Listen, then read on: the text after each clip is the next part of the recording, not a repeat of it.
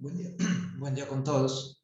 Vamos a empezar esta clase del día de hoy, miércoles 29 de junio, y vamos a continuar con los temas referentes a lo que a lo que son los sistemas de drenaje superficial en carreteras. De ahí veo que hay algún grupo, por lo menos por ahora uno me escribió por interno aquí en el chat de Zoom, que tiene alguna duda respecto al avance del proyecto. Vamos a empezar con las clases y en la parte final, antes de pasar lista, todos los que tengan dudas respecto al proyecto podrán presentar sus preguntas. Pero por el momento vamos a avanzar con la clase y de ahí le repito, al final, una vez terminada la parte teórica, ya le doy espacio para que ustedes puedan hacer las preguntas que necesiten hacer. Entonces le voy a compartir pantalla. Confirmen por favor si es que pueden ver ya las diapositivas. Sí, ingeniero. Ya, gracias. Ok, entonces nosotros ya en la clase de la semana pasada hemos hecho un repaso de la parte hidráulica, haciendo también un ejercicio y de ahí se le quedó a ustedes lo que es una actividad que hacer, una tarea. Respecto a la sección, creo que era rectangular y la sección circular o la sección trapezoidal es circular. Eso era, le repito, es un repaso para que usted ya tome nuevamente en cuenta las ecuaciones que vieron en hidráulica 2, porque aquí la van a necesitar, porque los diseños de alcantarilla necesitan conocer tanto tirantes normales como tirantes críticos, por ende, eso era la actividad que hicimos la semana pasada, era necesaria. Ahora vamos a empezar en sí con detallar las estructuras especiales de drenaje que en sí son las alcantarillas que se pueden encontrar en la carretera como sistemas de drenaje superficial o también sistemas que permiten el cruce entre un curso de agua y pequeño curso de agua y la carretera, porque de ahí cuando ya tenemos curso de agua un poco más grande, tendremos que tomar en cuenta la existencia o la realización de puentes, que espero ya el día de hoy poderle dar una definición o en sí definir el parámetro en la cual nosotros definimos una obra alcantarilla o definimos una obra puente, porque la diferencia es un número, nada más. Entonces, de ahí vamos avanzando, empezando con este tema de alcantarillas, y de ahí ya entre hoy y mañana veremos también esta definición. Porque en sí las alcantarillas son casos especiales de restricción o de cambio de geometría en el curso de agua. Porque estas secciones o estas obras transversales a las carreteras generan un cambio tanto, pueden generar un cambio tanto en el eje del río como también en la sección. Pueden generar por lo general una contracción de la sección a la entrada y el flujo que de ahí se va a generar es un flujo que es un flujo gradualmente variado, aunque nosotros ahí para simplificar nuestros cálculos lo tomaremos como un flujo uniforme, permanente uniforme, y dependerá la condición de flujo tanto de la geometría de la entrada, la forma de la alcantarilla, la longitud que tiene la alcantarilla, la pendiente que va entre el punto inicial y el punto final de la alcantarilla, la rugosidad, entonces los materiales con los cuales estará conformada la alcantarilla. También nosotros tendremos que tomar en cuenta las condiciones de escurrimiento a la entrada y a la salida, porque nosotros tendremos que calcular dos parámetros que nos servirán para definir el comportamiento hidráulico de la alcantarilla, tanto a la entrada como a la salida. ¿Por qué las alcantarillas? Eso se lo voy a decir ahora en general, después en la siguiente clase veremos numéricamente cómo se define. Las alcantarillas pueden ser alcantarillas con control de entrada o alcantarillas con control de salida. Y eso nosotros necesitamos saberlo para conocer cómo se va a desarrollar el flujo adentro de la alcantarilla y cuál es la sección de control de este flujo. Por ende, de ahí esto se hará mediante el cálculo de unas energías, energía a la entrada y energía a la salida, que también mediante el uso de métodos gráficos permitirá definir el comportamiento de la alcantarilla. Pero esto en sí, verán por completo cómo se pueden definir si una alcantarilla es a control de entrada o con control de salida, prácticamente al final de la unidad. De ahí también se ha venido estudiando el escurrimiento en alcantarilla, tanto en laboratorio como en campo, porque las alcantarillas pueden tener en sí 6 tipologías diferentes de escurrimiento, 6 comportamientos diferentes de escurrimiento, que ahora aquí solamente se los voy a enumerar, pero también cuando ya vamos a mostrar los métodos en la cual se puede, de aplicación, disculpen, de los cálculos y de la determinación de las energías y del control, el tipo de control de la alcantarilla, lo veremos más en detalle. ¿Por qué? Nosotros aquí debemos tomar en cuenta si la salida está sumergida o si la carga hidráulica a la entrada es más alta que la alcantarilla, y de ahí se van generando también las 6 tipologías de escurrimiento. El tipo 1 es la salida sumergida. O sea, cuando yo tengo una salida sumergida, cuando la tubería de la alcantarilla, o en sí la alcantarilla en general, está por debajo del nivel del agua. Nosotros esta es una condición en la fase de diseño que tenemos que evitar, pero en la fase de verificación de obra existente puede darse el caso que haya la salida sumergida por el caudal de diseño que nosotros estamos tomando en cuenta. Después, el caso 2 o tipología 2 de escurrimiento es cuando la salida no está sumergida, pero tenemos carga a la entrada mayor que el valor crítico, el tirante crítico. Tipología 3, siempre salida no sumergida, con carga a la entrada mayor que el valor crítico, pero la alcantarilla es corta. Eso de corta y larga, de ahí también se va a definir en el momento en el cual se le van a dar las ecuaciones. Caso 4, tipología 4, carga a la entrada menor que el valor crítico, con altura o tirante de agua en la salida mayor al tirante crítico.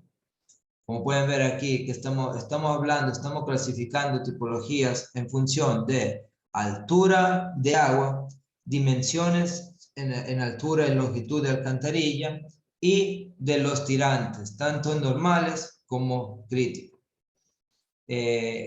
Tipología 5, carga a la entrada menor que el valor crítico y también tirante a la salida menor que la altura crítica.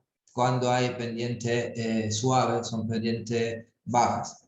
Y por último, carga a la entrada menor que el valor crítico, con altura de aguas a la salida menor que la altura crítica, con pendiente fuerte. Entonces, nosotros tendremos que los primeros 2 casos constituyen situaciones de flujo en presión o en conducto cerrado. Caso 1, tipo 1 y tipo 2, a nosotros nos generan lo que es un flujo en presión que, le repito, cuando están diseñando una nueva alcantarilla deben evitarlo. De la alcantarilla sabemos que es un sistema que transporta el agua a gravedad, superficie libre. Tenemos que evitar, cuando estamos diseñando una nueva obra, tenemos que evitar la situación de funcionamiento a presión, porque cambian completamente las ecuaciones que de ahí rigen el comportamiento del flujo. Y los otros casos son casos, desde el tercero al sexto, son casos de conducto abierto. En el caso 3, tenemos que la alcantarilla actúa como orificio. Y en los últimos 3 casos, la alcantarilla actúa como vertedero. Entonces, como pueden ver aquí, en base a estas 6 tipologías, hemos visto que tipo 1 y tipo 2 nos generan lo que es un flujo de impresión. El tipo 3 nos genera un flujo a superficie libre con comportamiento de orificio. Y el caso 4, 5 y 6 nos genera una condición de flujo a superficie libre con comportamiento de la alcantarilla como vertedero. Acuérdense que nosotros cambiamos ingresando o construyendo una alcantarilla en un cauce, cambiamos la conformación geométrica del río. También a veces se modifica lo que es la pendiente, pero por lo general la condición principal o la característica principal que se cambia en el cauce del curso de agua es la geometría y los materiales o la rugosidad. Esto que le acabo de decir de clasificación lo tiene en la siguiente diapositiva, o sea, aquí. En los primeros 2 casos constituye flujo de presión, los otros con escurrimiento a conducto abierto. Ahora, vamos a ver, según la norma, según la NEVI, cuáles son los alcances de los estudios de hidrología hidráulica en proyectos viales. Obviamente para las obras que a nosotros nos interesan, porque le repito, la NEVI está conformada por 6 volúmenes, de la cual el volumen 2 está dividido en A y B, y cada volumen tiene cientos de páginas. Por ende, aquí nos vamos a enfocar solamente en lo que corresponde a proyectos de drenaje. Todo lo que le voy a mostrar ahora fue tomado desde la norma, no es nada que me inventé. Eso está en la NEVI, que es la primera disposición que hay que seguir en el momento del diseño. Y si algo no está contemplado en esta NEVI, se pueden tomar las normas de Estados Unidos, la norma lo indica de manera explícita, que se pueden tomar normas de diseño de Estados Unidos. Por lo general se hace referencia a la Federal Highway Administration y también al Cuerpo de Ingenieros del Ejército de Estados Unidos. Entonces, a continuación, vamos a detallar el alcance que deben tener los estudios, tanto de hidrología como de hidráulica, en los distintos niveles que pueden tener un proyecto en la fase de diseño. Sean aquellos proyectos de nuevo trazado o de rehabilitación o cambio de estándar. Entonces, aquí nosotros tenemos, como ya indiqué algunas veces, que los niveles de estudio se dividen en 3 para un nuevo proyecto, nuevo trazado. Estudio preliminar, anteproyecto y proyecto definitivo. Entonces, aquí en estas tablas de resumen se le indica qué aspectos hay que tomar en cuenta, tanto desde un punto de vista hidrológico como desde un punto de vista hidráulico, porque creo, llegado a estos puntos, a este punto que ya está claro que hay que hacer cuando usted quiere diseñar una obra de drenaje en una vía, tiene que hacer 2 estudios. Uno hidrológico, que en sí en parte ustedes ya lo han hecho, porque han determinado curva de F, están determinando la cuenca. Y otro que será el estudio hidráulico, donde tendrán que definir geometría de la alcantarilla o geometría de la sección en función de las características de caudales, pendientes, materiales y disponibilidad de espacio.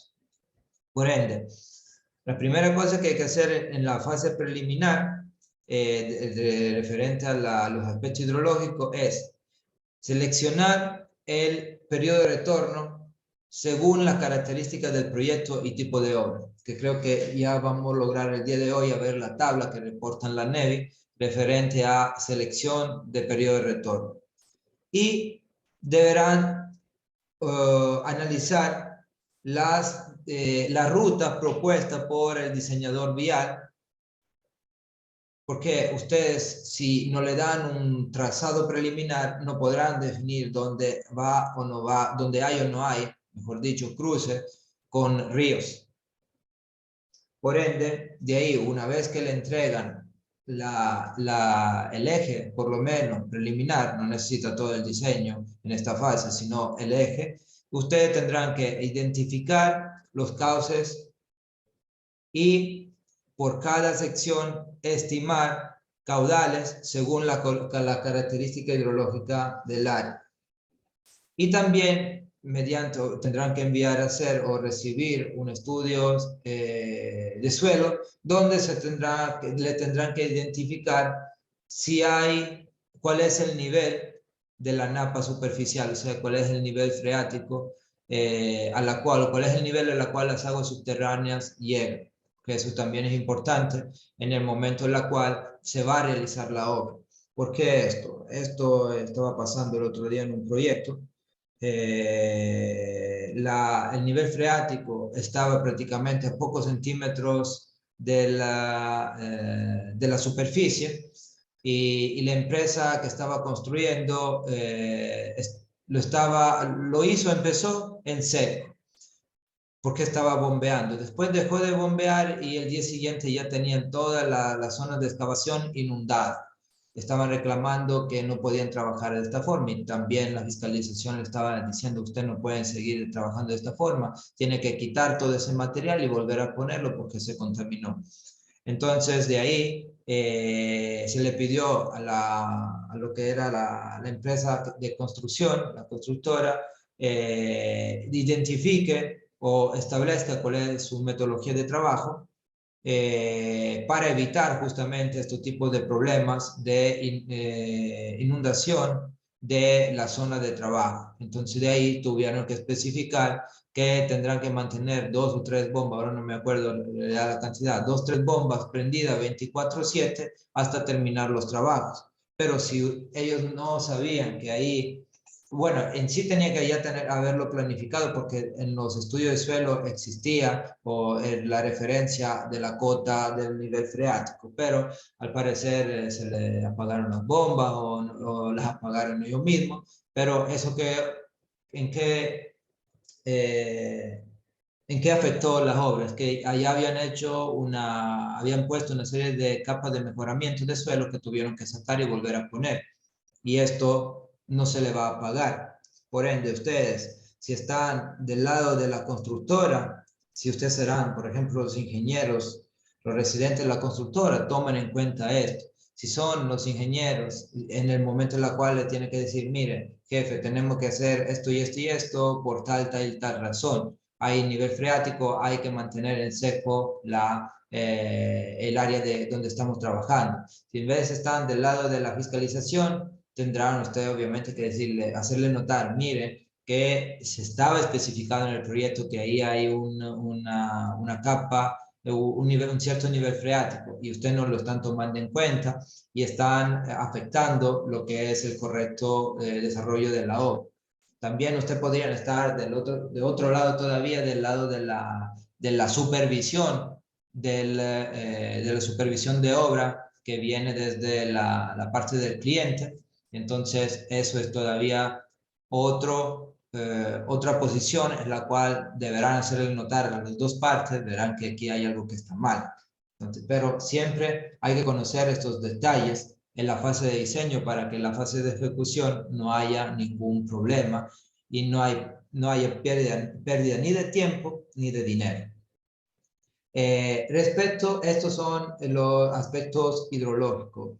De ahí, los aspectos hidráulicos, en este caso es simplemente una primera estimación de la sección requerida por las obras de drenaje. En este caso le hablo de puente, obras de drenaje, obras de arte principales, porque le repito, aquí no hace clasificación, no divide entre alcantarilla o puente, todas son obras de drenaje. Entonces, como le indicaba, primera estimación de la sección. Tendrán que dar, en base al estudio preliminar hidrológico, una sección preliminar para la alcantarilla. Después de esto se pasa se pasa a lo que es el anteproyecto, ya es el siguiente nivel, el segundo nivel de estudio, donde ya tendrán que proceder con un estudio hidrológico definitivo, ya recopilar y afinar todos los cálculos que habían hecho previamente, definiendo precipitación de diseño y caudales de diseño en los cauces principales, en los cauces en los cuales ustedes van a trabajar.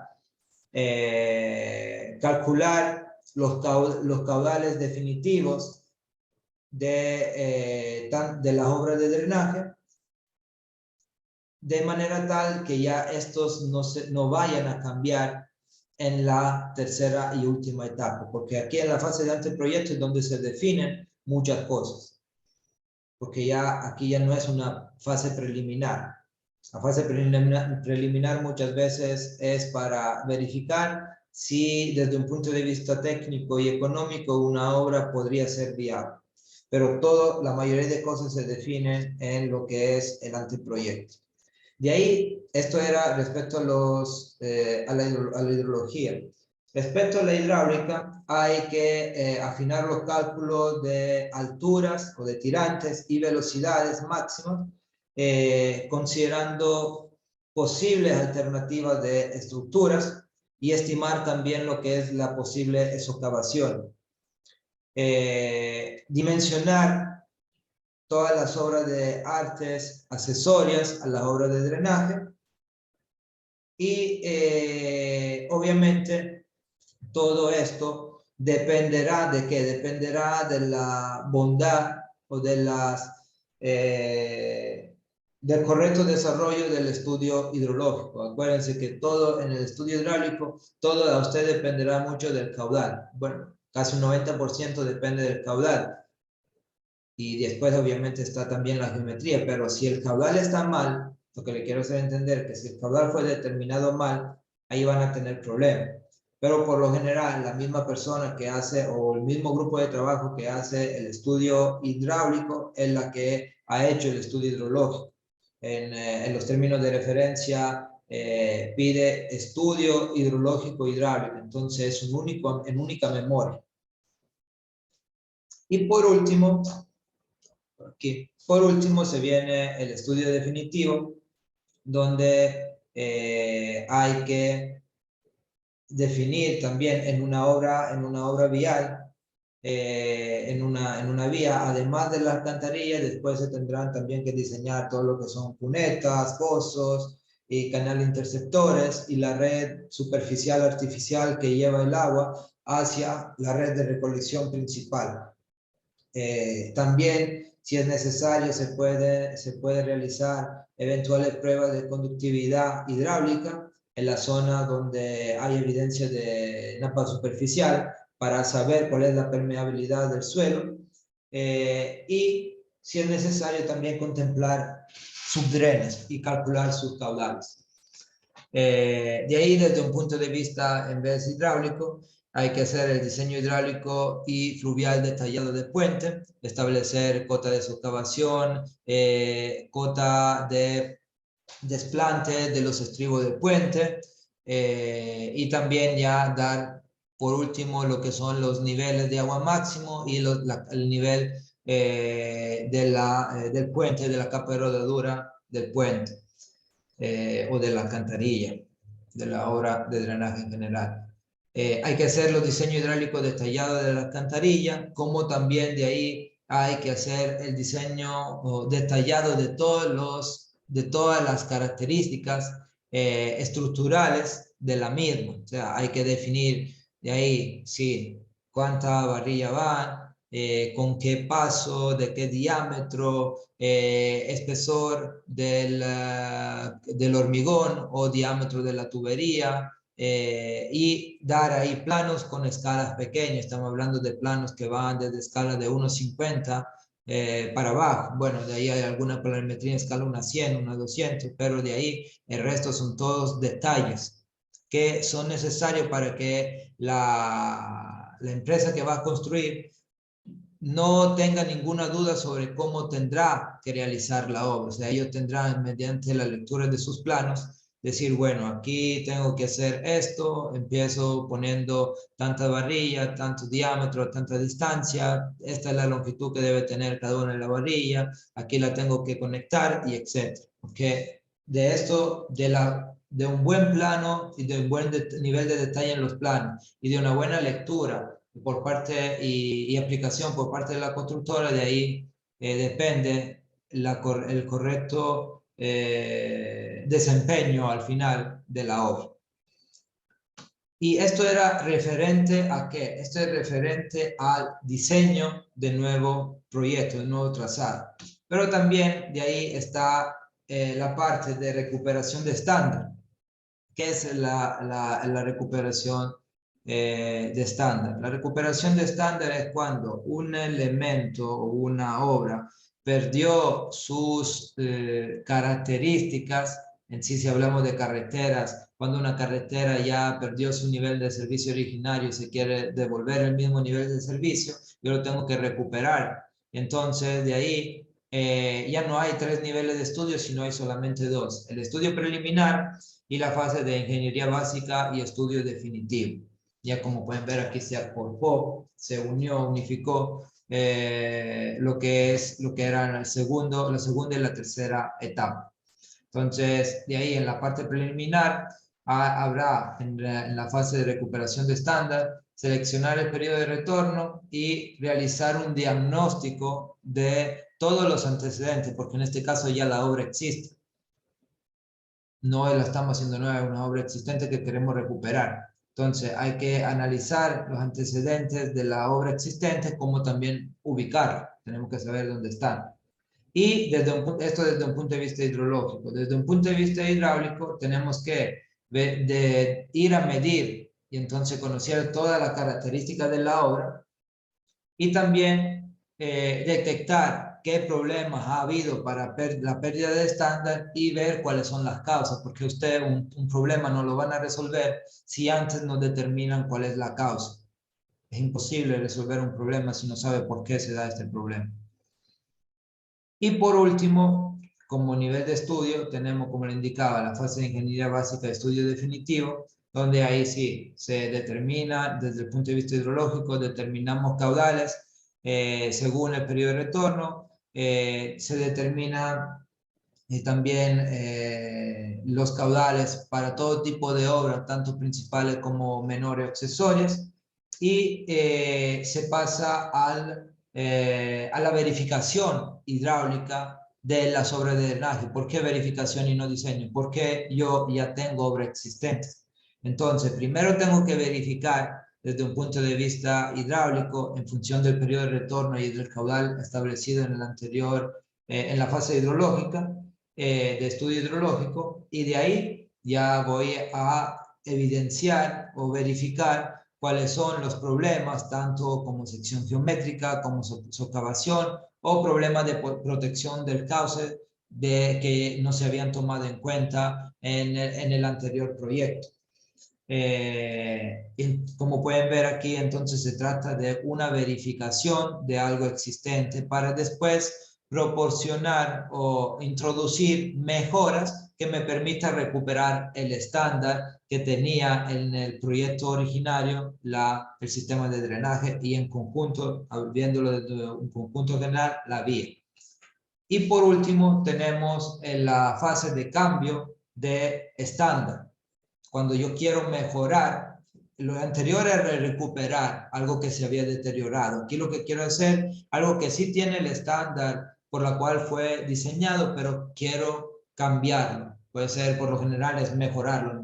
Nunca se reduce un nivel, un estándar, siempre se mejora. Y aquí tenemos nuevamente dos fases, el estudio preliminar y en este caso la fase de anteproyecto y estudio definitivo, donde en sí, aquí lo que se hace en la parte preliminar, desde el punto de vista hidrológico, es hacer un diagnóstico y definir cuál será el periodo de retorno. El diagnóstico está siempre en analizar las obras existentes. Y de ahí se hará una primera estimación de las secciones requeridas para los nuevos puentes o alcantarillas, tratando de verificar problemas existentes, problemas que se pueden dar de socavación y protección de la ribera debido a la nueva alcantarilla o a la nueva geometría que nosotros le queremos dar a la obra de drenaje. Y de ahí, en la otra fase, en la última fase de este proyecto de estudio definitivo, se van a determinar todos los caudales para las obras de drenajes y se va a pasar, en este caso, al diseño hidráulico de la nueva obra, porque cuando yo quiero hacer un cambio de estándar, sí puedo verificar si la obra existente funciona, pero en la mayoría de los casos esta obra va a ser, no va a cumplir con la verificación impuesta por la NEVI y por ende tendré que o cambiarla o mejorar, incrementar su área hidráulica. Pero muchas veces para hacer esto es más rápido hacer nueva la alcantarilla que no agregarle una tubería o agregarle un ducto, porque muchas veces no tenemos espacio. Y en resumen, estas son las actividades que también se reporta en la NEVI para poder de ahí desarrollar un proyecto de carretera desde un punto de vista de hidrología e hidráulica. Entonces, ahora vamos a ver qué siempre nos dice la NEVI respecto a un parámetro que cualquier sea el caso, tanto de diseño de nuevo trazado, recuperación de estándar o cambio de estándar, deberán ustedes tomar en cuenta en la fase de estudio hidrológico, que es el periodo de retorno. Entonces, la norma, tomando en cuenta y analizando casos tanto nacionales como internacionales, establece en el volumen 2B, en la tabla 2B 20202, la tabla que ven usted aquí en pantalla. ¿Dónde? ¿Qué es lo que se reporta? Hay 1, 2, 3, 4, 5 columnas principales. Hay algunas, la tercera y la quinta, que están divididas a su vez en dos. Pero tenemos 5 columnas principales. La primera, tenemos el tipo de obra. Tipo de obra en sí, si estamos haciendo un puente, si estamos haciendo una alcantarilla, si la alcantarilla es mayor o menor a una cierta superficie, si estamos haciendo cunetas, si estamos haciendo protección de cauce. Ya eso vamos a entrar en detalle después. Después hay tipo de vía, o sea, si la vía es un camino o es una carretera. Aquí no nos hace una clasificación más detallada, simplemente la divide en camino y carretera. Ustedes saben que de ahí las carreteras se pueden dividir en otras categorías, pero aquí no importa. Si es carretera, habrá que tomar en cuenta la línea que corresponde a la carretera. De ahí la tercera columna es del periodo de retorno expresado en años. Tanto y a su vez se divide en diseño y verificación. Después, la columna número 4 habla de la vida útil supuesta recomendada por la obra y al final tendremos el riesgo de falla por el caso de diseño y por el caso de verificación expresado en porcentaje. Por ende, vamos a analizar ahora cada una de las columnas. Cuando le hablaba del tipo de obra, le indicaba, aquí hay que ver qué es lo que estamos construyendo, qué es lo que queremos diseñar primero. Esta primera línea de aquí, esta representa lo que son puentes y viaductos. Representa lo que son puentes y viaductos. Por ende, si nosotros estamos diseñando un puente o un viaducto, deberemos tomar en cuenta esta primera parte de la tabla 20202 de la NEVI. ¿Y qué es lo que me está diciendo? Mira, de ahí tú podrás tener carreteras o caminos. Si tienes carreteras, si estás diseñando una nueva obra, tendrás que calcular tu caudal con un periodo de retorno de 200 años. Si estás verificando la obra, tendrás que calcularlo con un periodo de retorno de 300 años. Se considera que este tipo de obras tengan una vida útil de 50 años Y de ahí se determina lo que es el riesgo de fallo. Obviamente, más importante es la obra y más importante también es la obra vial en la cual se va a instalar este tipo de estructura, menor tendrá que ser el riesgo de falla. Como pueden ver, menor riesgo de falla tiene un puente en una carretera que en un camino.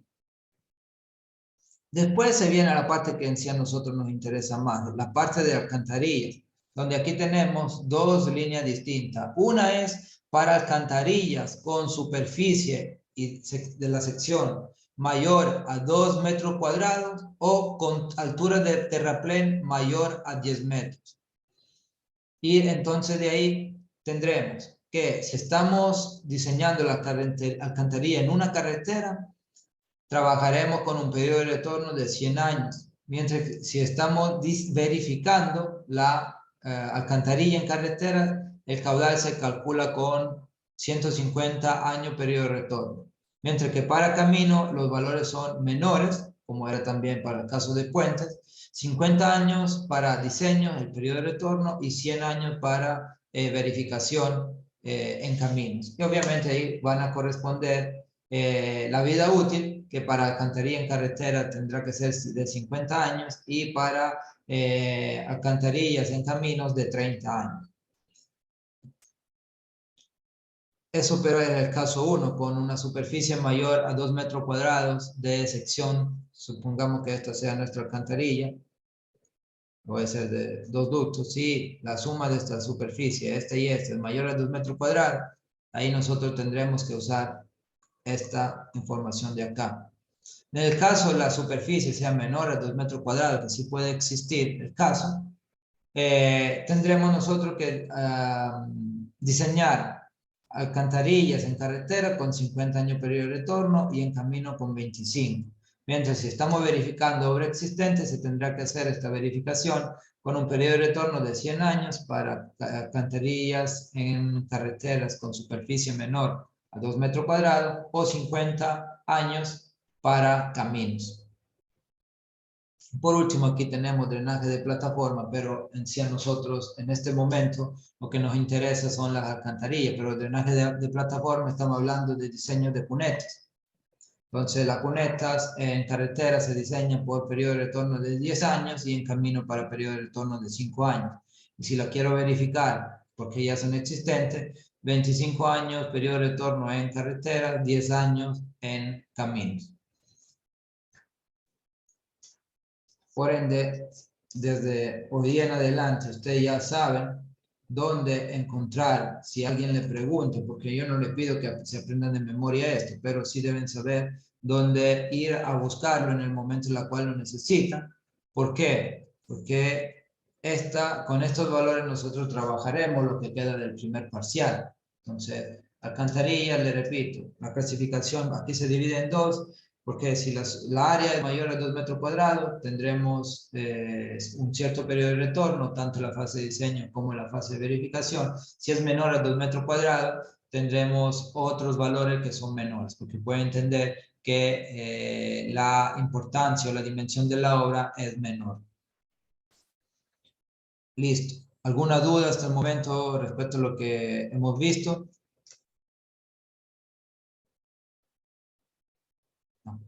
Aquí hay una nota que también no está en este diapositivo porque no da, pero está en la siguiente, que reporta la misma NEVI.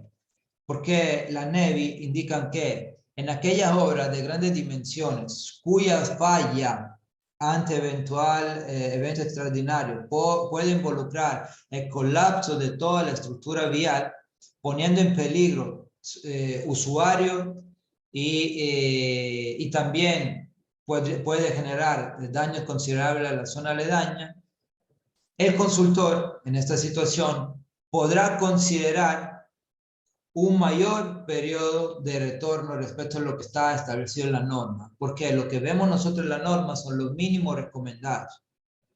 Si ustedes, por la experiencia que tienen o han tenido y los datos que han podido recolectar en el sector de estudio, se dan cuenta que si falla la obra puede ocasionar daños importantes, tanto a personas como a cosas, tiene la posibilidad de incrementar este periodo de retorno. Pero ¿qué es lo que ocurre en el momento en el cual usted incrementa el periodo de retorno para el cálculo del caudal? Deben saber ya desde el inicio que le va a incrementar el costo de la obra. Pero si usted lo justifica, el incremento del costo de la obra, con una reducción del riesgo de falla o peligrosidad desde un punto de vista de inundación o de daño, de afectaciones a usuarios y moradores del sector, podrá justificarlo. Pero obviamente esto muchas veces cuando usted toma un valor diferente a lo de la norma, le dicen ¿por qué? Y si usted tiene cómo justificarlo, lo podrán hacer sin ningún problema. Le indican, mire, es por esto y esta razón. Obviamente lo presentarán por escrito, sobre todo si son proyectos hecho para instituciones públicas, lo presentará por escrito en su informe. Será el cliente, la contraparte, indicarle, mire, no, nosotros no trabajamos con estos caudales, trabajamos con estos periodos de retorno, nuestra obra funciona o la hemos siempre diseñado con este periodo de retorno de aquí. Tomamos en cuenta su observación, pero por favor use el valor de 100. Y de ahí usted en su mano tiene un descargo que le dice, sí, yo le había propuesto, pero apegándose a la NEVI y a la experiencia que han tenido con otra obra, no han querido usar el valor que yo le propuse. Siempre hagan esto, si es posible, porque muchas veces dicen, no le voy a firmar ninguna hoja. Entonces, pero esto es posible, repito, esos son valores mínimos. Lo que no puede hacer es bajarlo, pero sí incrementar respecto a lo que están aquí en esta tabla. Estos son periodo de retorno de diseño y periodo de retorno de verificación. Bueno, entonces, si no hay más dudas, voy avanzando, porque aquí nuevamente se le repite lo que es el método racional. Nosotros ya lo hemos visto, el método racional. Aquí, esto sale desde la NEVI, por si acaso. Tabla 2B20203. Cuando ven esto es porque esto sale de la NEVI. Aquí está el volumen 2B. Por eso es que hay un 2B aquí, eso representa el volumen. Si ustedes sacaran una tabla desde el volumen 1, les saldrá tabla 1, punto y todos los valores a continuación. Entonces, esta es una tabla donde en la misma NEVI le hace referencia a algunas ecuaciones que pueden ustedes usar para el cálculo del tiempo de concentración de la cuenca, TC. Bueno, en este caso es para cuencas, le reportan 4 ecuaciones distintas, pero le repito, eso no son las únicas. Le ponen las que en la mayoría de los casos se usan, pero usted podría usar otras también. Le reportan la de la norma española, que toma en cuenta la longitud del cauce y la pendiente longitudinal. Le reportan la del California Culvert Practice, que toma en cuenta la longitud del cauce y la diferencia de nivel total entre las dos cotas extremas de la cuenca, sería la cota de la sección de salida y la cota más alta, la cuenca. La fórmula de Giandotti, que de ahí toma en cuenta el área de la cuenca, toma en cuenta la longitud del cauce y la diferencia de nivel entre la cota media y la cota de salida, HM.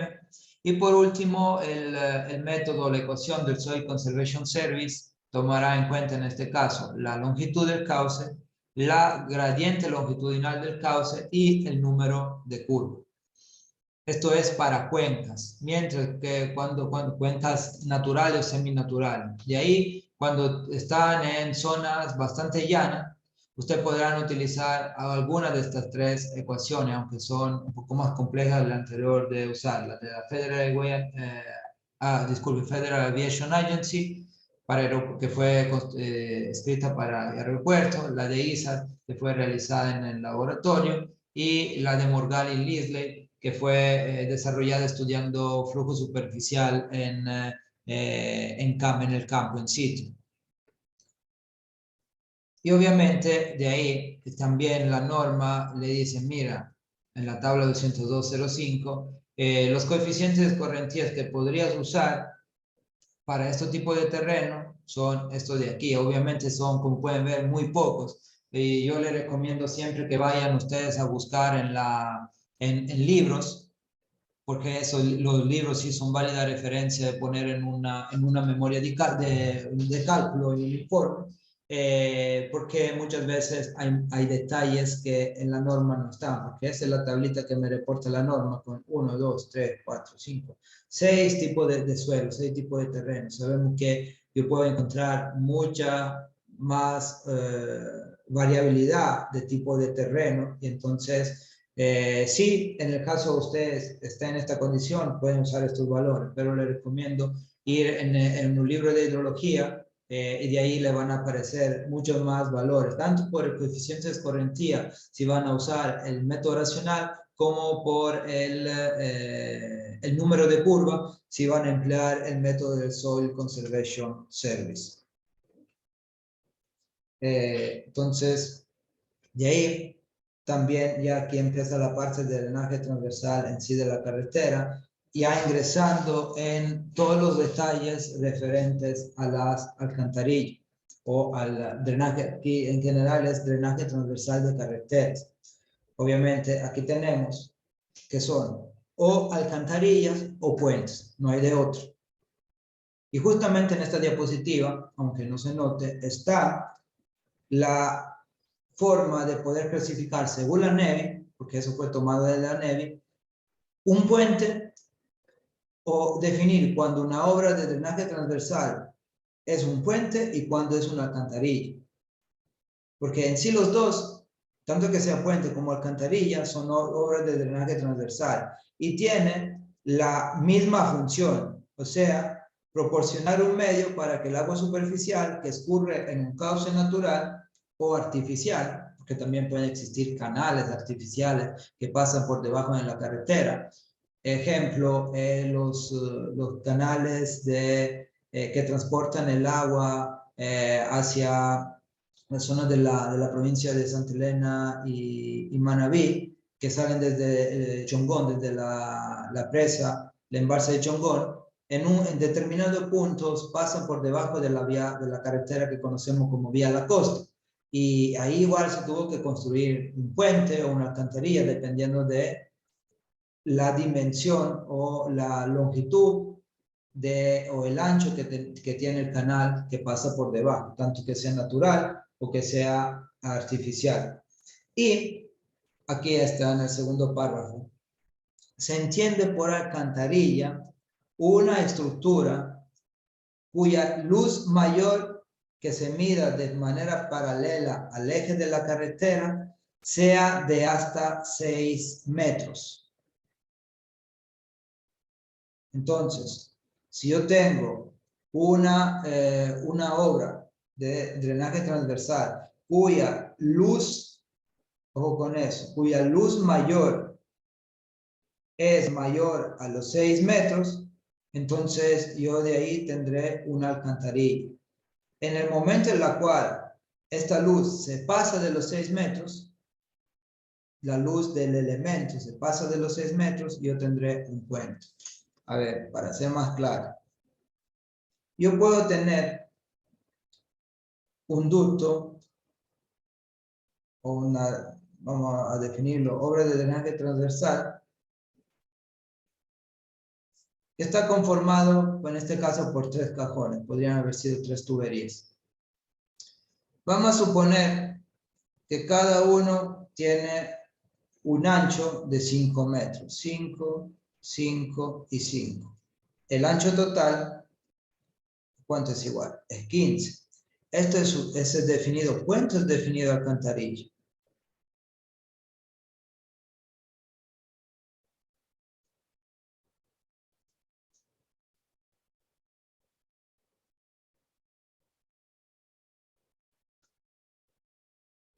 Si es mayor a 6 es puente. Es que usted no tiene que ver la luz total que tienen estos elementos en conjunto. Ustedes tendrán que ver la luz mayor del elemento. Aquí le hablo de luz mayor porque podría también existir que esto sea de 4 y esto sea de 3 y otro sea de 5. Cada uno de estos elementos mide 5 metros de ancho. Entonces, no estoy pasando los 6 metros. Cosa diferente hubiera sido si yo tenía, supongamos, un ducto de 15 metros único de ancho. Acuérdense que ustedes lo han de haber visto en estructura. La luz de una estructura es desde un punto de apoyo a otro punto de apoyo. Entonces, estos son elementos que trabajan de manera, vamos a decir, independiente, porque el apoyo de este primer ducto, el primero está aquí, el segundo está acá. El segundo apoyo, de ahí lo tendremos aquí y otro acá. Entonces, luz de 5 metros, luz de 5 metros y luz de 5 metros. Cosa diferente si yo tenía esta situación de aquí, no se hace. Pues ductos de 15 metros un único ducto de 15 metros de ancho no existen en la práctica porque sería tan grande el espesor de la losa que no me conviene desde un punto de vista ni estructural ni económico hacer algo así. Entonces, en este caso, pongamos aquí, pues ponemos 10 metros. En este caso es una alcantarilla. En este caso es un puente. Acuérdense, la luz, aquí le habla de luz, no le habla de longitud mayor, es luz. La luz es entre, vamos a verlo así, si esta es la losa, está apoyando sobre esta, vamos a llamarla columna y esta otra columna. Entonces, se mide desde el punto de apoyo al punto de apoyo. Es luz mayor, no es longitud mayor. En este caso sí, porque pasó los 6 metros, entonces se tiene que considerar un puente.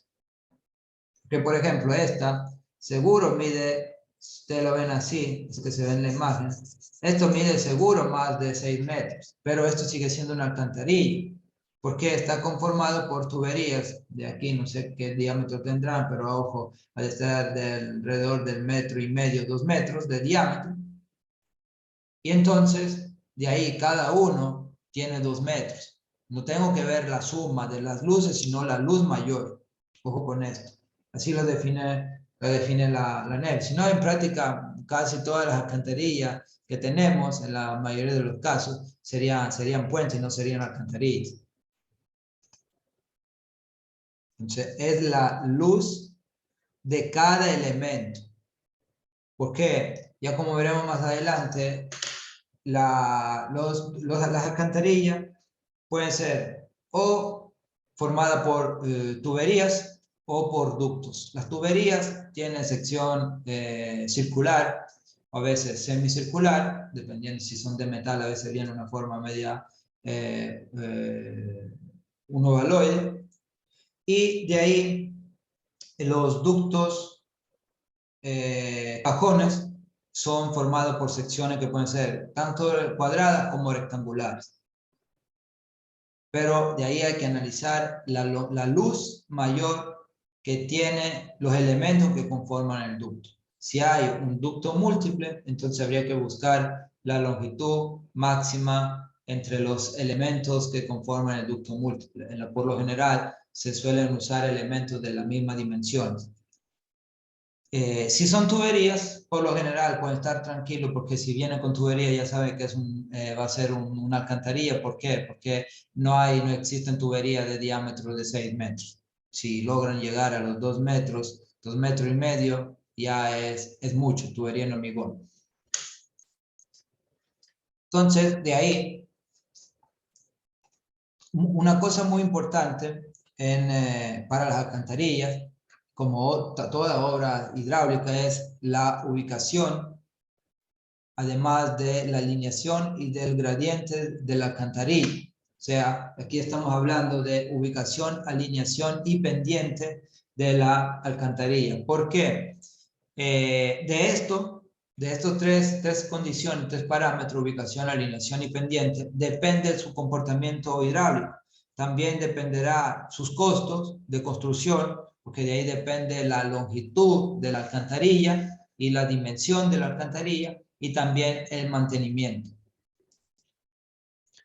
Y por lo general, siempre se va a obtener la mejor ubicación para la alcantarilla cuando esta se va a diseñar y proyectar siguiendo la alineación y la pendiente del cauce natural. ¿Qué quiere decir? Que si yo tengo el cauce en perfil longitudinal que hace esto, yo obtengo la mejor condición tanto de ubicación como de pendiente siguiendo la pendiente del cauce. Si el cauce en ese tramo mide, qué sé yo, el 2 por 1000, lo ideal sería hacer una alcantarilla con una pendiente del 2 por 1000 que se acople a la pendiente del cauce natural. De esta forma, yo no voy a aportar muchos cambios desde un punto de vista hidráulico porque los tirantes se mantendrán similares. Sí habrá un cambio de rugosidad, pero los tirantes se van a mantener similares. Cosa que no ocurre cuando yo empiezo a cambiar las pendientes. Pero ese cambio de pendiente deben entender que puede propagarse kilómetros aguas arriba si es un río de llanura, mientras se pueden propagar kilómetros aguas abajo si es un río de montaña.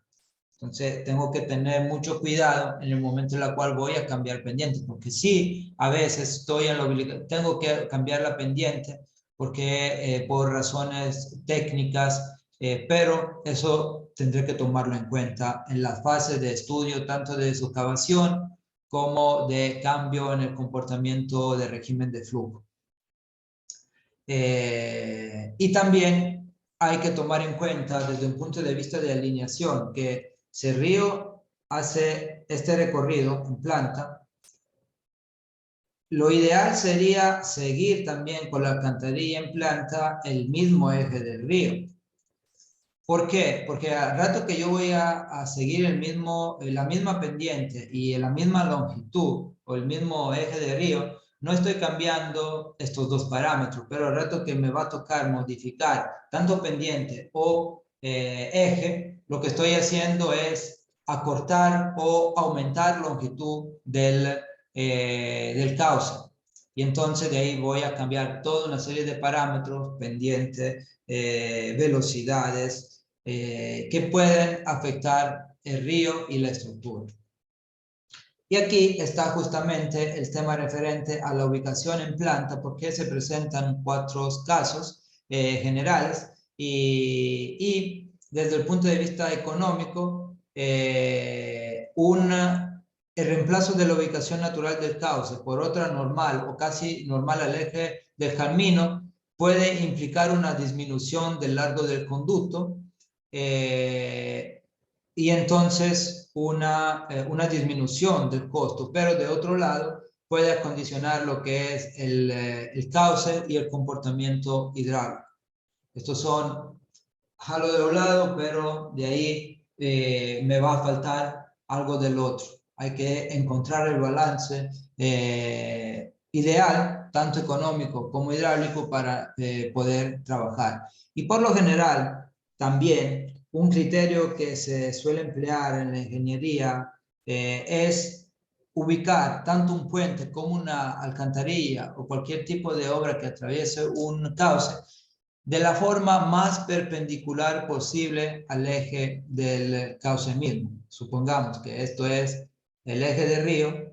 Lo ideal sería construir el puente o la alcantarilla de manera perpendicular a este eje.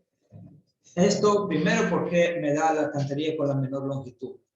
Segundo, porque si yo voy esta obra, la obra de drenaje en general, va a tener un menor impacto sobre la corriente, porque si yo voy a poner una alcantarilla de esta forma o un puente ubicado de esta forma, primero me va a dar la mayor longitud y segundo, puede ocasionar comportamientos no simétricos de los perfiles de velocidad y me va a ocasionar lo que es excavaciones de un lado sí, del otro lado no, o en sí excavaciones asimétricas. Y como consideración generales, vamos a nosotros destacar las siguientes dos. La corriente debe cruzar la carretera en la primera oportunidad que tenga. O sea, no tenemos que estar dando vuelta, dar vuelta al cauce cerca de la carretera. Al momento en el cual el cauce intercepta la carretera, debemos dejarlo pasar. ¿Por qué? Así, de esta forma, vamos a evitar posibles derrumbes, deslizamiento que la corriente puede ocasionar sobre el terraplén de la carretera. Y segundo, si el desviaje del canal con respecto a la normal del eje de la carretera es pequeña, conviene hacer la alcantarilla normal al eje.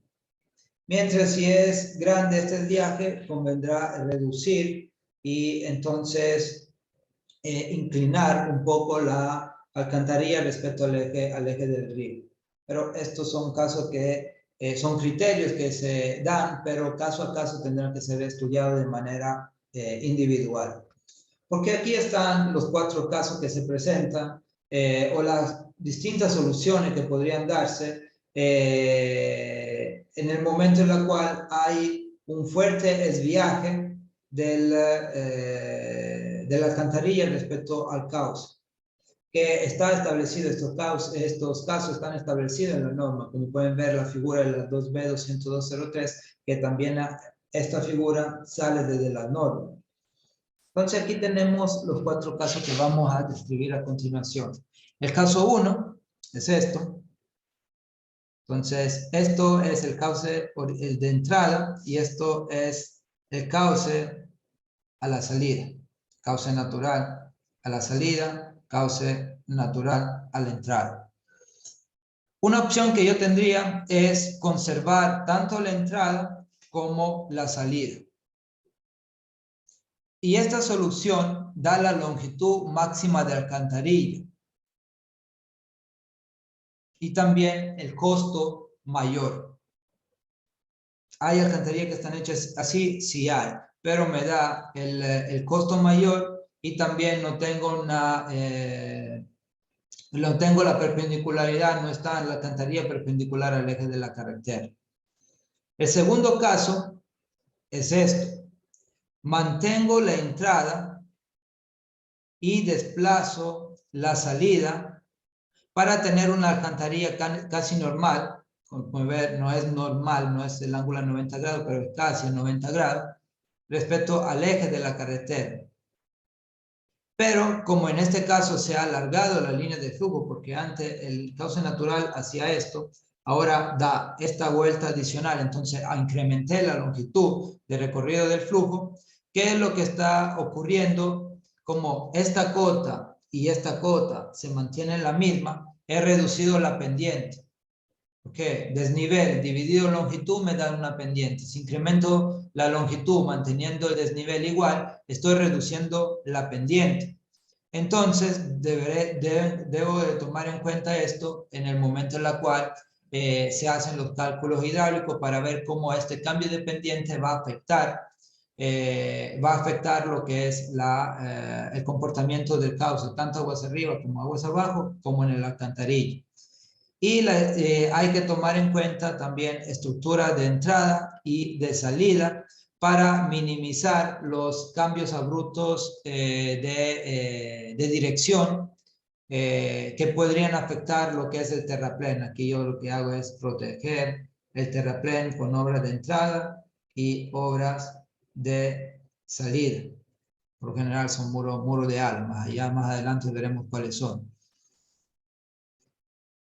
Y en sí, y deberemos tomar esto obviamente en cuenta en el momento en el cual vamos a ver cuánto cuesta la obra, el costo de la obra, no es solamente la alcantarilla, sino todas las obras accesorias. Después de esto tenemos el caso 3, donde voy a desplazar la entrada, como pueden ver, se acuerdan ustedes, la entrada original era aquí, desplazo la entrada y mantengo la salida, el caso contrario al caso 2. Pero aquí me va a tocar hacer ¿qué? Me va a tocar construir un canal de acercamiento para evitar que esta agua no vaya a escurrir al pie del talud y lo vaya a erosionar con posible problema de falla o de derrumbe del talud, porque si no de ahí estaría, en vez de resolver el problema, estaría generando uno nuevo. Y en este caso también yo estoy incrementando lo que es la longitud del flujo respecto a la condición original. Y por último está el caso 4, que es el caso en el cual se desplaza tanto la entrada como la salida en un punto medio respecto a los otros 3 casos. Pero así, en este caso 4, no se obtiene un mejoramiento hidráulico, y solo conviene usar este último caso en el momento en el cual tenemos espacio restringido y no podemos desplazar solo uno u otro entrada o elemento de entrada o de salida. Como pueden ver, yo aquí necesito menos espacio porque antes yo me desplazaba de esta longitud aquí, ahora me desplazo de la mitad. Y lo mismo pasaba abajo, antes me desplazaba de toda esta longitud, ahora lo estoy haciendo de una parte que puede ser más o menos la mitad. Pero le repito, la solución 4 es solamente usarla en el caso en la cual usted tiene restricciones de espacio y no puede usar la 2 o 3, que son la más recomendada, o la 1 en el momento en el cual usted no puede desviar o no quieren desviar el eje. Pero le repito, muchas veces lo van a mirar mal en el momento en el cual usted no presenta una obra de drenaje que sea perpendicular a la vía. Se suele siempre, o en el 90% de los casos, pongámoslo así para no decir siempre, ubicar la alcantarilla de manera perpendicular al eje de la vía. Pero le repito, esto es el caso en el cual el desviaje del cauce es pronunciado. Muchas veces los ríos lo que hacen por lo general es esto es lo que hace un río. Entonces aquí ustedes no van a tener ninguna duda sobre cuál será la dirección y la ubicación de la alcantarilla. Ustedes la alcantarilla lo ubicarán perpendicular, o casi perpendicular a la carretera y sin ningún problema, pero se puede presentar el problema de un gran desviaje y entonces ahí existen estos 4 casos, solo cuando el desviaje es pronunciado. Dudas, consulta, porque creo que para el día de hoy vamos a llegar hasta aquí, considerando que también va a haber preguntas sobre el avance del proyecto. Vamos a llegar a este punto y el día de mañana vamos a continuar con el tema de pendientes. Eso todavía es una parte teórica, pero muy pronto vamos a llegar también a las aplicaciones numéricas para ya dimensionar y diseñar estas alcantarillas. ¿Dudas, consultas, algo que no esté claro? Bueno, entonces, ahí hace más de una hora el señor, no me acuerdo, Azuero creo que era, me indicó que tenían alguna pregunta a su grupo acerca del avance. Entonces, tiene la palabra usted o algún componente de su grupo para que puedan presentar sus dudas. Sí, ingeniero, ¿qué tal? Buenos días. Buen Eh, día. sí está, disculpe, habilitada la opción para compartir pantalla porque un compañero de mi grupo no la Debería, compartió. no, no está, ahora sí está habilitado.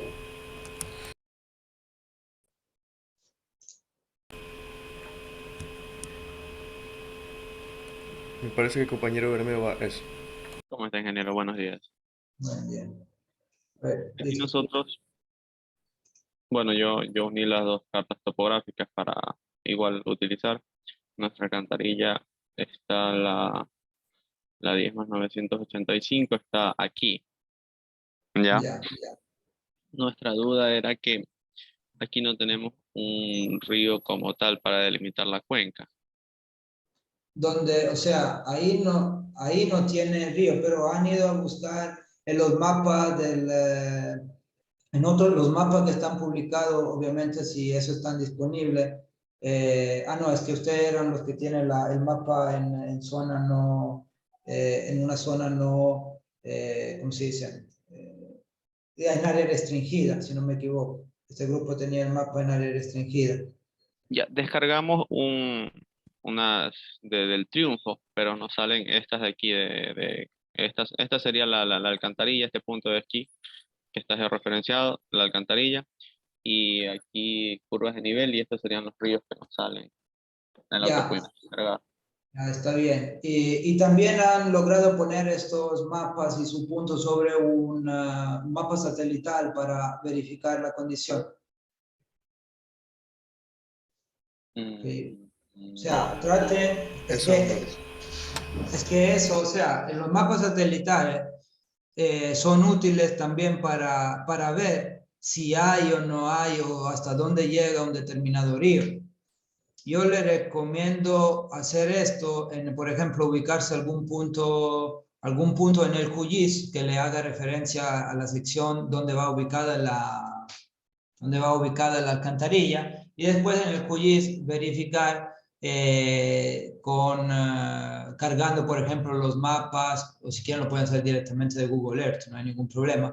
Cargar, conociendo las coordenadas, se puede hacer, cargando los mapas satelitales y ver ahí el tema de las áreas que podrían estar involucradas en un curso de agua. Aquí le reporto lo que es que existe una geometría establecida de un cauce. Y usted me dice, pero yo no tengo este río, pero le indico, vayan y verifiquen desde una imagen satelital, porque de ahí es probable que usted puedan determinar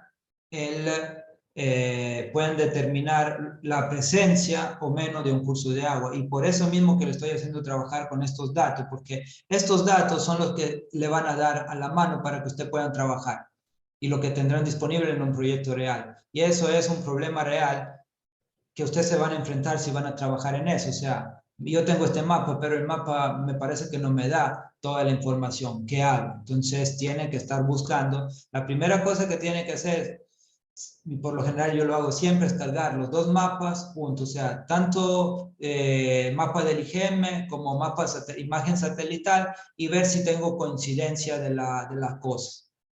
Tengo coincidencia de carreteras, si tengo coincidencia, si hay realmente un río, un curso de agua que pasa por ahí, porque por lo que veo levantado, si hay un curso de agua que puede ser pequeño, por eso es que no está en el mapa del IGM, pero una forma de comprobarlo, ¿cuál es? La forma de comprobarlo es ir en una imagen satelital y desde esta imagen satelital, de ahí revisar todo lo que es la existencia o menos de este curso de agua. Ingeniero, y la imagen satelital se la puede cargar al QGIS también, ¿verdad? Me dijo. Sí, la imagen satelital en el QGIS, una vez que se instala un plugin que se llama Quick Map Service, es rápido de cargar y tiene no solamente, en el QGIS no solo tiene imagen de Google, sino tiene imagen ¿qué imagen tiene de la ESRI, de la NASA y otra base de datos con mapas? Otra que podrían utilizar es la OpenStreetMap, que siempre está cargada como base de datos en el QGIS.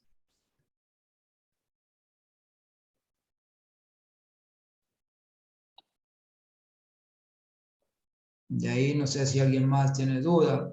El problema aquí, ¿cuál es? Ya le voy a dar la palabra. El problema aquí, ¿cuál es? El problema es en estos sectores, zona planas, con curva de nivel cada 20 metros, que hasta con delimitando la cuenca en el QGIS o en ArcGIS o en otro software, en Civil 3D, se le puede hacer complicado y hay que complementar lo que le delimita el software, complementarlo con los criterios que usted conoce de la hidrología de delimitación de cuenca y modificar la delimitación del software a mano para completar con la superficie que ustedes ven que deberían ir allá, pero el software no la contempló. Y alguien tenía la mano, creo el señor Landívar, veo con la mano levantada. Sí, ingeniero, lo que pasa es que en el IGM solamente hay varios shapes del mapa para poder hacer la alcantarilla, entonces no hay un raster, y en el QGIS pide un archivo raster para poder hacer la delimitación de la cuenca. Entonces yo usé otro programa para obtener el raster y poder hacer la delimitación de la cuenca, pero no me la delimita. Entonces no sé. A ver, usted desde los mapas del IGM tiene lo que es lo que son las curvas de nivel. De estas curvas de nivel, ustedes pueden crear un raster, porque usted hace una interpolación, se llama interpolación TIN en el QGIS. Haciendo la interpolación TIN en el QGIS, ustedes tendrán un modelo digital de terreno construido obviamente a partir de las curvas de nivel que le dio el IGM.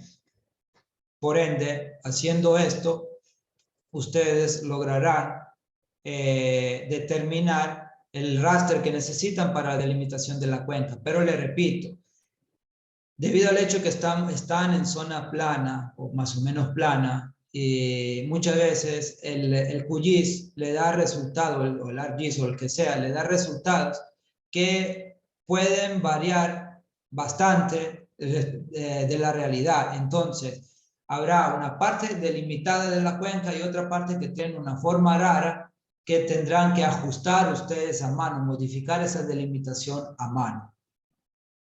Entonces es en base a las curvas de nivel que tenemos que obtener el raster para poder hacer la cuenta. Sí, de ahí vamos a ver a lo que terminan las preguntas aquí. Voy a ver en 5 minutos si logro mostrarle en QGIS cómo se crea, aunque vi que algunos ya lo hicieron, porque me escribieron, entonces vi que los resultados que tiene. Le voy a mostrar cómo hacer en QGIS, transformar curvas de nivel a raster, a modelo digital de terreno. Pero antes de esto está el señor Yuki Lema con la mano levantada.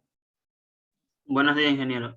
Sí, yo le pregunté en el transcurso de la semana que pasó sobre ese problema, por ejemplo, sobre el arreglo que se tiene que hacer manualmente de la delimitación de cuenca. En caso Sí. de que en caso de que no, o sea, porque necesito revisar algún tutorial para entender un poco mejor cómo voy a arreglar eso desde QGIS. En caso de que no se pueda, se puede comenzar desde cero exportando curvas de nivel de alguna carta topográfica, o el QGIS puede determinar ciertos parámetros de distancia entre curva y nivel. A ver, no entiendo. No entiendo la primera parte, sí la entendí. O sea, usted tiene que ver cómo modificar la delimitación en el QGIS para arreglarla a su necesidad, porque lo que el de QGIS le devuelve una vez que delimita la cuenca es una superficie. Es un shapefile que es una superficie. Pero de ahí la segunda parte sí no entendí. ¿Qué es? Un momento. Yeah.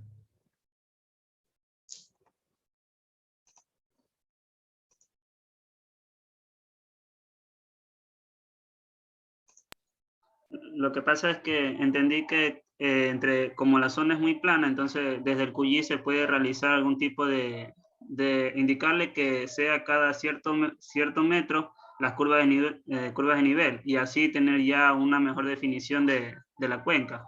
No, lo que al final al QGIS usted le puede, desde un modelo digital de terreno, usted podrá crear tantas curvas de nivel cada cuanto necesita, pero el software sigue devolviéndole el mismo resultado. Lo que usted debe hacer, como yo le indiqué creo que por Telegram, usted me escribió, como le indiqué, usted tendrá que, en base ahora sí, al criterio suyo, modificar ese perímetro que le delimitó el QGIS para involucrar la superficie asfaltante, porque usted tiene, y lo ve claro en su resultado, una línea donde ahí debería ir una franja de terreno, como yo le indiqué, le marqué rojo, ahí no se veía muy bien, pero esta franja usted debería involucrarla. ¿Y cómo lo hace? Modificando la capa que le devolvió el QGIS.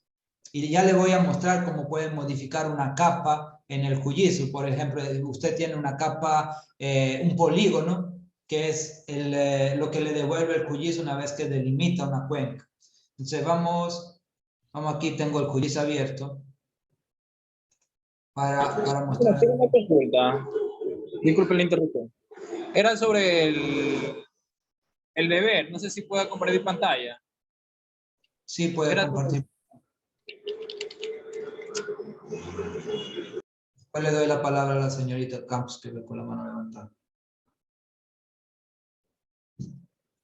Ingeniero, sobre el trabajo de QGIS, ¿es necesario? Después que termine su compañero y después le doy la palabra. Ya, ingeniero, por ejemplo, en este caso, en la parte, ya descargué lo que era los Shaper, y en la parte del QGIS, baja Morillo.